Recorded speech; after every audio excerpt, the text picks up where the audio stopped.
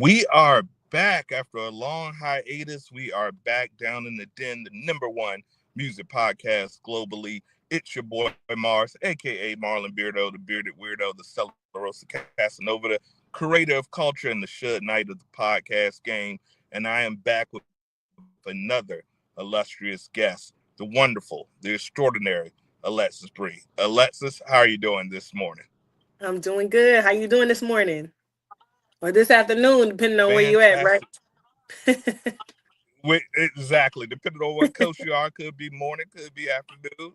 Either way, I'm doing well. I'm doing well. And I couldn't be more pleased to have you as a guest, to welcome you to the Den community, to talk about your art. So I'm stoked. So if you're ready to rock and roll, I'm ready to rock and roll. I'm ready. Let's go. Let's get it. Let's get it. So we start every single interview the same way. I'm a huge comic book fan. I grew up reading every single comic book I could get my hand on. And one thing that I noticed was consistent. Everyone had an origin story, be it a radioactive bug bite, be it gamma radiation. There was something that triggered each person to become who they are. So my question to you, what was your origin story? What attracted you to create music? What attracted you to the life of a creative? Because life of a creative is a hard one, but it's a blessed one. So what was your origin story? What put you on that path? Man, it's tough. Well, I grew up in the church, very gospel roots. My mother is still pastoring over 13 years now. So been kind of singing in church since I was 3. I actually created my first song when I was 10 years old.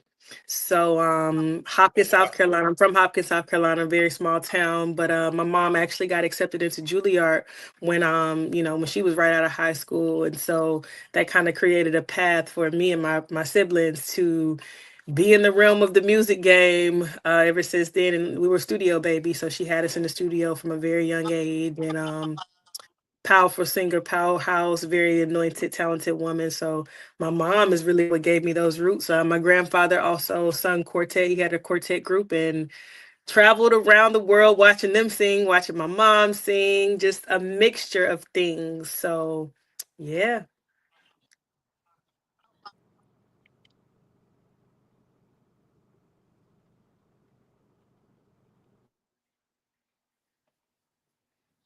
You still there, Mars?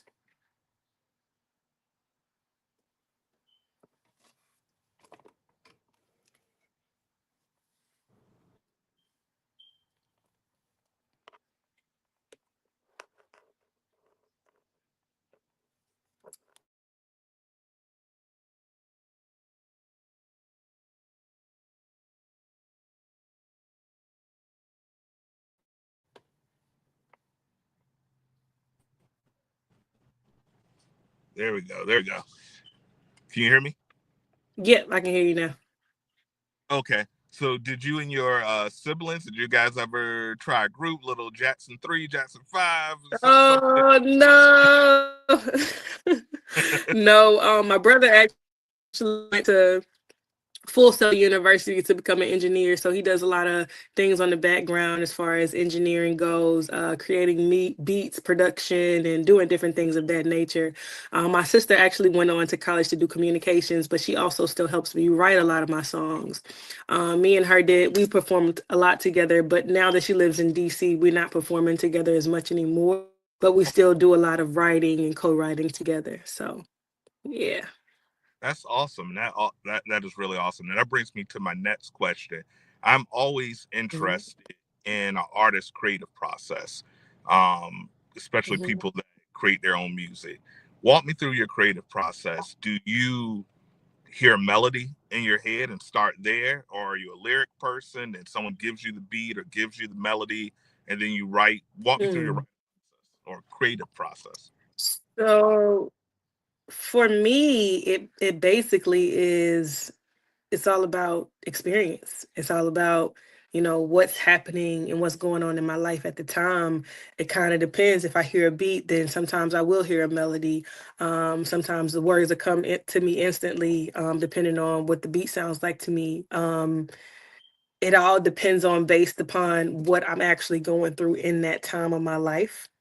I love to write from experience. I love to take things from personal, whether it's love or whether it's relationships or whether it's friendships or whether, I'm upset about something. It's always based upon how I'm feeling whenever I go into the studio. And that's really when I do my best writing. I lock myself in the room and I get it all out. It's kind of like a form of therapy for me. And so instead of me actually, well, of course I still talk to a therapist, but other than talking to a therapist, going in my room, shutting the world off, and just throwing on some beats, or sometimes just writing those words. Sometimes the words come a little bit faster and easier. Sometimes I turn on the beats and then I can instantly start hearing melodies. It kind of all is the same process. It just kind of depends on my mood and how I'm feeling at that time. So I would say all like melodies, words, beats, lyrics, everything comes to me at the same time. Yeah. I love that. Now, one thing at the D.E.N community, because we're more than just a platform, we're also a community. And one thing Hmm. that I always stress is that the music industry is indeed an industry, and there's more ways to make revenue than just being in front of the camera. Now, you mentioned Hmm. songwriting. Have you ever, or Hmm. are you interested in writing for others? Because sometimes some of the most profitable artists in the musician are the people you've never heard of. It's the people that are behind the pen Yeah. that are doing the publishing. What is I'm your one of those people. there you I'm one go. of those people. I'm definitely, yeah, yeah. So you probably heard my pen before you heard of me. So it kind of happens over time where I'm a songwriter first. And sometimes I'll hear songs and they're not for me. Particularly they're for different artists. They're for bigger artists, they're for smaller artists. It just kind of depends on, again, whatever I'm in the mood to do. Sometimes I just write songs and I don't have no direction. Like I've written country songs, I've written pop songs, I've written R&B, all of those things. Of course, my safety net for me as an artist, of course, is going to be R&B. But when it comes to that's not to say that I can't write gospel and other things like that, because I do write inspirational and gospel songs. And it kind of just goes across the board with whenever you are an entertainer and a songwriter, you write, and writing has always been, a lot of people from even high school know me as being on writers and honors writing courses, being on TV for writing different things. And I think that is what gave me the niche to become more of a songwriter than anything. So yeah, yeah, I'm one of those people behind the pens. I guess you'll call them a ghostwriter, right? Absolutely. Hey, the ghosts, those ghost chats cash just as good as the other chat. So, absolutely. And they Now, sure do. You might not know my name, but you heard my songs. I you hear promise you my that. absolutely. Now, you've collaborated with artists before. How do collaborations influence your creative process? Because now it's not just you mentioned earlier you're a very autobiographical artist. So how you're feeling, what you have to say for yourself. But when you're writing for someone else, one of the biggest examples I give is Jay-Z wrote Still Dre and wrote Dr. Dre and Snoop's part. Mm, And a lot of people don't know that. This guy from the East Coast has nothing to do with that. How do you get in the mindset yeah, of with the writing for West someone Coast whose sound. experiences are nothing like yours? Well, that kind of comes to play with when, I'm also an actress as well. So it comes into play with as you see a person and you see the shell of a person and you see what they are accustomed to, what their lifestyle looks like. And, on the outside, it's always easier from the outside looking in to make assumptions or, presumptions about a person and who they are and how they are. But I'd like to take those things that I know about a person and try to do my research and read up on a person to see, okay, what does this person do? What is this person into? What is this person like? And, then I also have my own perception. Sometimes I get to meet these people, sometimes I don't get to meet these people. So it kind of goes based off of what my perception is and what the world's perception is of everybody. But I also try to make it a little bit more personal whenever I'm doing those things, because I would want it to be written as if, it's something that I could say. You know what I'm saying? I kind of want to put myself in those artists' shoes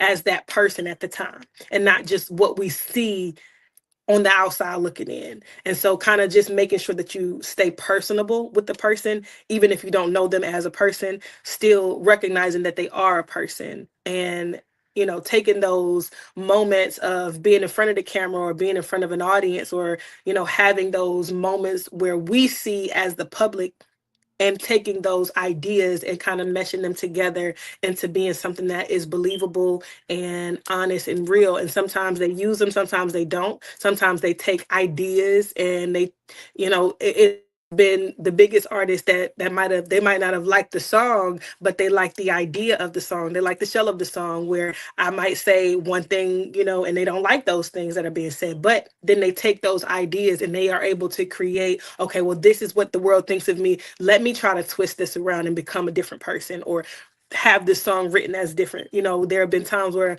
my brothers, they know that I do a lot of things. They'll call me and be like, "Hey, did you write this song? Like, I remember you saying that you was in a writer sessions for so and so." And I'm like, "Yeah." He was like, "Yeah, that's the song right there. That sounds a lot like you." So those are times where you're like, yeah, you kind of got to admit it, but just different paperwork and stuff like that, that doesn't allow you to say who and what and why. But at the same time, if you know, you know.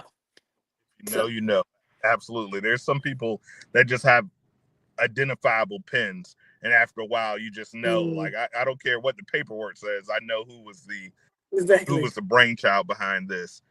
Now, with Right. let's talk about your current project. You had a Mhm. project very recently, and let's just talk about the birth, because I consider making an EP or LP very similar to having a child. You nurture it, Mhm. raise it, you release it out to the world, and hope it hope it doesn't become something destructive. Uh, let's talk about your current project. Give the people the name of the project, and of course, all the Mhm. platforms that it's streaming on and available. So I dropped a project, Diary of a Loved Black Woman, on all streaming platforms. It's on Tidal, Spotify, Amazon Music, Apple Music. It's out there. YouTube, you can go check it out. It's very simple. It's the EP is 6 songs, just about being a loved black woman, whether that's in a friendship or, whether that's in a relationship, and kind of taking that blend and mixing them together and telling a story that I feel like it gives the world an idea or a insight of who I am inside of my mind, and lets them see, like, everybody is loved and everybody has loved and lost, and everybody is sometimes still loved and going through love and figuring out what love does to people. It's a version of me healing out loud. It's a version of me, being silent and at the same time telling my truth. Sometimes in relationships, as women, we don't like to admit our faults and how we played a part in things being destructive or toxic, or how it becomes toxicity with two people that you really do love, but still having that love for somebody. And so there are songs that are in there that's saying that I deserve this, and there are songs that saying that you did this to me. Then there are songs that say, hey, I'm only rocking with my family and my friends because these people are fake out here. Then there, it just has so many different twists and turns that I feel it is a baby. It is very scary to put something out there like that. And where I would release snippets to the world with different songs here and there. And it's like, you know what, this is actually an entire project. These aren't snippets. These songs were written at the same time. These songs came based off of the same experience. And I think it'll be best to put it together and tell a story. And I think that Diary of a Loved Black Woman is just that. It's a few Absolutely, singles and that I have it's a released. story that is severely needed. We always hear "Diary of a Mad Black Woman" or the unfortunate, um, black women having the hardest, especially in the country, in the state of the country that Mm, we're in. So I love you being yeah. able to spin that love element, which is so very much needed. Yeah, the world needs more love, man. We have so much going on, so much negativity, so many destructive things happening in the world, and I think that it's very important that we circle back to love as a whole, as a unit, as people in general, and that we're being able to love and heal and be real out loud with not just ourselves but our feelings. And so I think it's super important that we find a positive way to say those things without hurting other people.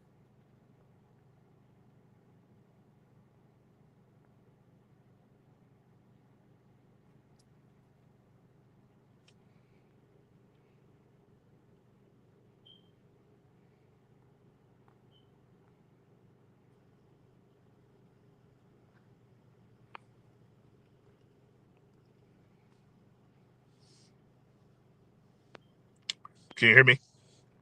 Yep. Hmm. Okay, perfect, perfect, perfect. Now, outside of music, outside of, you know, writing, creating, producing, things of that element, what outside sources do you find inspire you? For me, I find inspiration in everything. I could look at a movie, I could look at it. I've been inspired by a commercial, and I'm like, oh, that triggered something. What inspires you Hmm. to create outside of just, you know, listening to other music? Is there anything, you know, outside of the music industry that really inspires you and helps you with creativity? Yeah, man. Movies,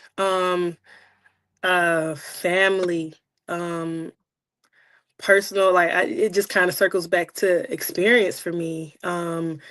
Real life situations that everybody go through that nobody wants to talk about. That's kind of what everything is based upon, especially when it comes to movies and other things in entertainment.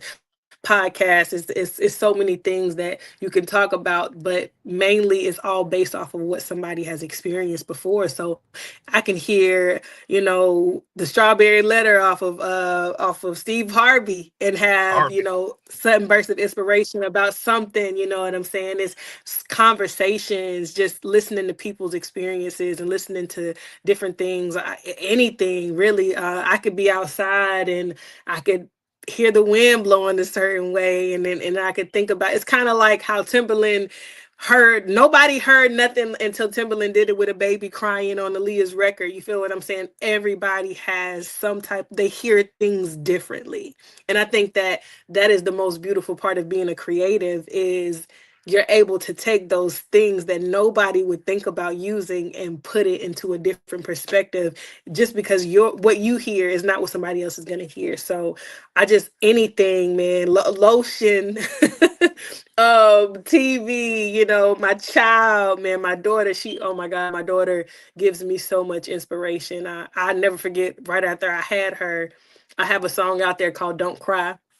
And in the beginning of the record is her crying, but it's also me becoming a new mom. And at that time, a single mom. So it was like I was with her dad for about 9 years. And then after we had our baby, things just did not work out between us. And I was coming based off of a broken relationship. But then I'm hearing my baby cry. She's hungry. And it's like, okay, life doesn't stop. I got to keep going. I got to keep moving. And so that song is just based upon me working a 9 to 5, but still having separation anxiety from this baby that I carried, and then from this relationship that I'm letting go. And it's everything that kind of meshes together. And that's one of my dad's favorite songs. He loves that song because he loves how real and raw and personable I was in that song, and how many single moms out there have dealt with the same thing, and have before me and after me, and how many people are going to deal with those situations. So I try not to necessarily write for people, but I try to write through my own experiences. And my mom always says what comes from the heart reaches the heart. So I think that that's been my best way of putting things out there, is just experience. Sounds like mom is extremely Yeah. wise, and you're absolutely right. You know, being able to articulate those feelings and to express them positively and help someone else is is truly a blessing. Healthy. Yeah. Super Yeah. healthy. Healthy and positive ways. Yeah. It's a way to heal, and I think that's something our community desperately needs. I love that. Now, there's a negative side as a creative. Have you ever created something that was inspired by someone and they instantly like, hey, that's me. That's about me. I'm upset. Have you ever been confronted by someone? Because I know I have. And you Yes, and you yes. Oh my God, yes. you know you're like, yeah, it Listen, is. it's so funny. It's so funny. Same situation. I wrote a song right fresh off of my breakup with my child's father. And I mean, not even months later, but he got a new girlfriend. And I was dating and I was out there and the song is called X-Man, and the hook says, I don't want no problems with your girlfriend. Please don't bring the drama to my next man. What's so funny is that I just did a show at the festival down in Beaufort, South Carolina. The Gullah Festival is like 40-year anniversary, and I performed, and my daughter was talking to her dad on FaceTime, and he was like, "Hey, did you perform that song that's about me? You told them people down there about our relationship." He is constantly like, his whole family is like, she wrote a diss song. She wrote a diss song. And it's so funny because it's not even a diss song. It's just a song about my feelings and my perception of what happened. It's so funny. But yes, multiple times, all the time. Like, and I tell people, I give them a upfront warning, if you do something to me, I hope you know that I'm gonna write about this. Come I'm on. gonna write about this. Okay. Now the experience is based on how you treat me. So I hope you treat me well. It That's could all be I can a say. song, it could be a diss song. It's up to you. It could be, yeah. It could be anything. Anybody can get it. Everybody's free game. So man, yeah, all the time, all the time. It's still very funny to even hear, but it's a negative at the same time, but it's a positive for me because this is a way I express my feelings and myself, and nobody can take that from me because at the end of the day, everybody said the song was a hit. So I mean, hey, Hey, say what you want to say. thank you for the experience. I was able to articulate it into something beautiful. So I love that. Now, um, Exactly. there's with the music, what do you like better? And it could be I like them the same, but in my experience, I don't feel most artists like them the same. Do you prefer being in the studio, or do you prefer performing out there live in front of people? Oh gosh. So I love being on the stage, right? I love performing in front of people. I love the feedback that I get from the audience, and I love the rush and the thrill, but sometimes it gets nerve-wracking. And if I had to choose between the two, it would definitely be the studio experience because it's way more subtle. It's not as nerve-wracking. I can get it wrong. I can be in an element where I'm in a bubble and I can just create with no expectations or no pre notions that are judgments from other people, and the having to worry about things. Being in the studio for me is another form of therapy because when I'm there, I'm able to, hey, I like this. I like the way this was sung. Okay, well, let me sing this differently. Maybe I can go back and do this better. Maybe I can do this run instead of this riff or something like that.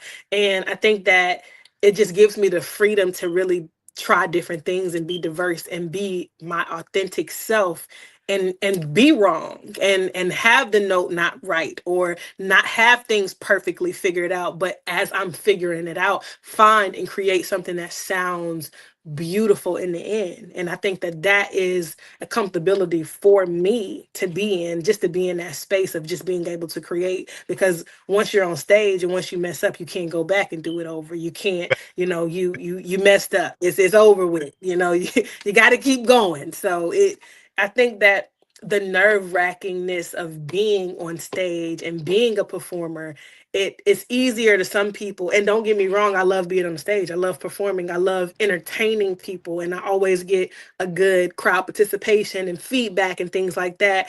I have people coming up to me, oh my God, you did amazing. Oh my God, your voice is beautiful. Those are the moments that feel good. And those are the moments that you're able to, touch somebody and reach somebody. Yes. So those moments are beautiful. But if I had a choice, it would really be me by myself and me and my engineer and him in one room and me in the booth and me kind of going over those words and figuring out how I want to do things. Yeah, like Kobe said, it's the Yeah. process. It's really about the process, the Yeah. process journey, and making something out of Yeah. nothing. Which there was this didn't exist, and then after we left the studio, we've created something, and I think that's beautiful.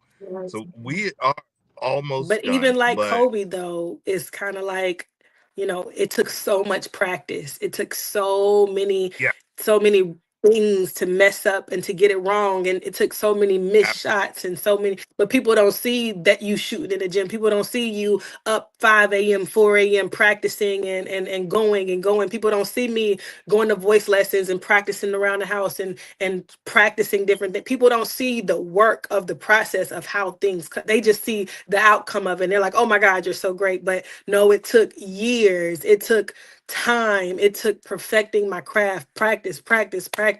And I hate the saying that says practice makes perfect, because practice doesn't make perfect. It makes you better, so the more you practice at something, the better you get. right. But nobody's perfect. So, I love that. I love that analogy for sure. Yeah, 10,000 hours. You got to put in the work. There's no way around it. And I wish more artists showed the work instead of the end result, because I think if more artists showed the work, we would have better talent.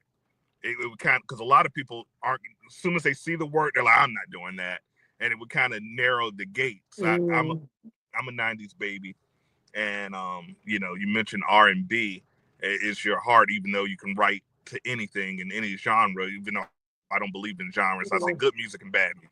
I don't believe in genres, because if you went into That's my it. phone right now, That's it. you would see everything under the sun. What would be a Right. surprising song that if someone were to grab your iPod, I don't even know if iPods exist anymore, but if someone were to grab your phone and see what you were listening to last, what would be something that you think would blow people's minds?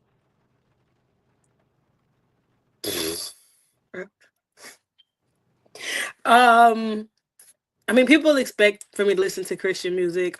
People expect for me to listen to inspirational, but what I don't think they like what got me on the path of being an artist and being a singer, um, is like Avril Lavigne and Avril Lavigne. Green Day and just it's so many different, like rock. I mean, I like Prince. I mean, of course that's black, but everybody likes Prince. But I'm saying like Michael Jackson, old Michael Jackson, ABC Michael Jackson. Like you when you grab my phone and you're liable to hear anything next. Don't let me put it on shuffle, because when I say you'll hear anything, I absolutely mean anything. And it's just good music to me. Like I like what was the name of that band? I think it's Paramore. I used to listen Oh, to them in high yeah. school. Everyone loves Yeah. Haley. Yeah. Yeah, everybody love like, and it's like, how can you not like these people? But Pink, I used to love Pink. Oh my God, I can sing Colbert Kelly, Bubbly. That was one of the first songs that I learned to sing. Like, all of these things are different genres. It's not really just to me, it's just music. And I used to always say, oh, I'm listening to my white people music, or I'm listening to my black people music. My brother used to be like, stop saying that. It's just music. You just feel and make it and create it. So my daughter looks at me crazy sometime when I get in these spells and I just want to listen to rock, and she's like, what is this, mom? Can we turn on some Boss Man D-Lo or something, because this is not this is not it. But for me, it just takes me back to a time when music was just music, man, and Mhm. everything just feels good. Whatever feels good to me. So rock, I would say rock. Nobody would think that I would listen to rock and country. I love Rock and country. country are probably one of my two favorite songs. I mean favorite things to listen to that nobody would expect for me to listen to. That's awesome, man. And I advise all artists to expand your horizon, because once again, you'll find inspiration in a Johnny Cash song that you can flip Mhm. to your own experience. So I love that for you, Absolutely. that you have variety in your ear. That's wonderful. Well, Alessa, this has been fantastic. I could talk to you all day. Please let the den mates Yeah. know what you got going on, where they can find you on social media, and anything new that you're working on that you want to give us a little sneak preview, letting us know. I'm a journalist by nature, so if there's any sneak Okay. information, I'll be happy to make that breaking news. The floor is yours. Well, right now I'm just pushing Diary of a Love Black Woman. I want you guys to try to check it out. If you got some time while you were just riding, check it out, man. It's only 6 songs, and I believe that it's a no skip project. I think that the songs will resonate with everybody, man, woman, female, cat, dog. I think that everybody would like it. I also have right now I'm filming on Sisters. I didn't get to talk a lot about my acting, but I've also been on The Color Purple. I understudy for Fantasia as well as Daniela Brooks in the new musical, Color Purple musical. I was on Fight Night, $1 Million Heist. If you've seen it, it's on Peacock. The first 3 episodes starring Kevin Hart, Samuel L. Jackson, Taraji P. Henson, a lot of heavy hitters, Terrence Howard and other ones. Also filming on Tyler Perry Studios. Doing a lot of different things, being method. I'm out there. So, I'm not just a songwriter singer, but I'm also an actress, and I'm very heavily out there doing my thing on all platforms across the board. So, shout out to my childcare business that's been running for over 14 years. We are a nonprofit. We help single mothers and children out in the community with poverty stricken, low income. We try to give back as much as we can. We try to feed as many people as we can. Um, so it's called House of Edna.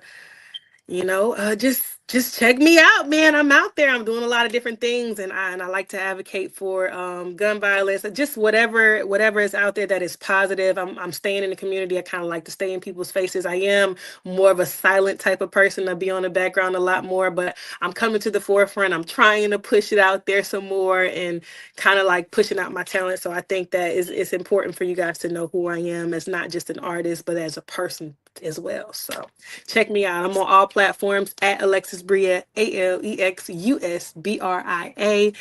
Hit me up, man. Go check out all my music. It's out there. Absolutely. Well, you're a beam of light. It's been a pleasure.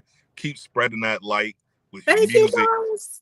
your acting, and everything. And even though this is the final season of Down in the Den mate community is not ending. We're just evolving. So I'm so glad to introduce you into this community. We're going to make sure that we put your information for your nonprofit, because giving back is something that's very important to the Den. So we make sure that all the den mates can go out there and contribute and see what you do. And once again, I just want to thank you for joining the community, and thank you for just Thank you being for a beam having me. of light. Absolutely. Anytime. This is gonna be the final year, but we hope to have you on again before we end this. I want to do a big episode with as many den mates as possible. So I just want to thank you from the bottom of my heart for just putting that art out there, and we appreciate you. Thank you for having me, Mars. It's been a pleasure and a blessing. Thank you, thank you, thank you. All Absolutely. love. I wish y'all much success. Thank you so much. Well, guys, you know how we end every episode. It's all about peace, love, unity, and respect. Thank you so much for Alexus. Thank you for tuning in, as we always do. Make sure that you like, comment, subscribe, and share the episodes. Share the episodes. That's the only way that we can continue to grow. And once again, it's your boy Mars. Alexus, we out of here. Peace. See you later. Excellent. All right, perfect. We're done. All right, perfect. So All we right, start. cool. Sounds cool. I'm gonna get this to my editor, and we start releasing the new episodes June. Hold on, Tuesday, June 3rd. So that's when the new episodes drop, and I'll let you know before we get out, so you can tune in, and it's available on YouTube. Listen to podcasts as well. All right, sounds good. Make sure you just send them over to me or send them over to Dom, and we'll get it. I'll get it shared and everything on my platforms. Will do. All right. Well, I appreciate you. You have a good evening. All right. All Thank right, you. You later. do the same. Bye bye. My pleasure.